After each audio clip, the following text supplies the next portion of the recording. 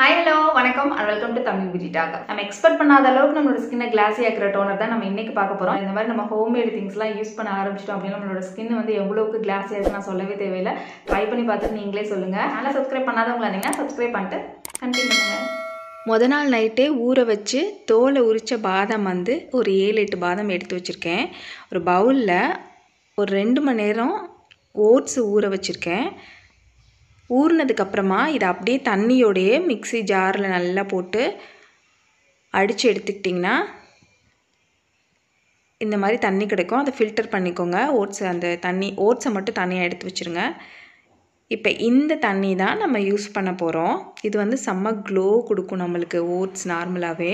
இப்போ மிக்ஸி ஜாரில் நம்ம எடுத்து வச்சுருக்க பாதாம் எல்லாத்தையும் போட்டு அது கூட 1 ஸ்பூன் மட்டும் அரிசி மாவு சேர்த்துக்கோங்க. ஏன்னா அது வந்து உங்களுக்கு அரைப்படாது. அதனால் 1 ஸ்பூன் பச்சரிசி மாவு சேர்த்து நம்ம ஊற வச்சுருந்தோம் இல்லையா ஓட்ஸ் தண்ணி, அதை ஊற்றி நல்லா அரைச்சிக்கோங்க.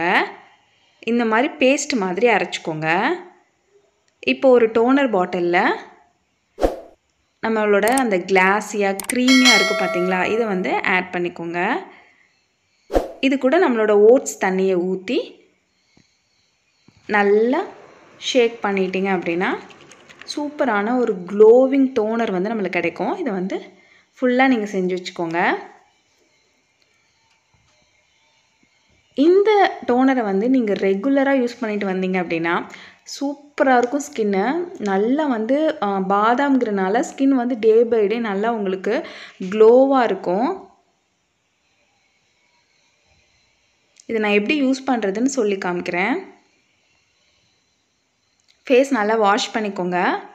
இதே மெத்தடில் தான் நம்ம வந்து பாதாம் க்ரீமும் பண்ணியிருக்கோம். அதோட லிங்க் நான் காலில் கொடுக்குறேன், மறக்காமல் செக் பண்ணுங்கள்.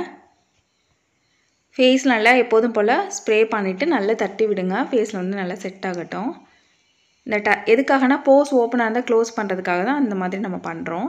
பாருங்கள், டோனர் தான் நான் போட்டிருக்கேன், வேறு எந்த க்ரீம் எதுவுமே போல். அந்த டோனர் போட்டோன்னே ஸ்கின் எவ்வளோ வந்து ரெஃப்ரெஷ்ஷாக எவ்வளோ ஒரு ப்ரைட்டாக இருக்குது பாருங்கள்.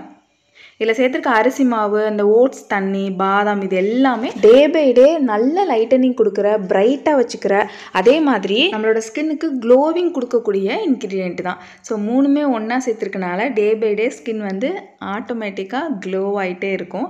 சூப்பரான டோனர், யூஸ் பண்ணுறதுக்கும் அவ்வளோ செம்மையாக இருக்கும். ஒரு ஃபேஸ் பேக் போட்ட எஃபெக்ட் வந்து இந்த டோனர் நம்மளுக்கு கொடுக்கும்.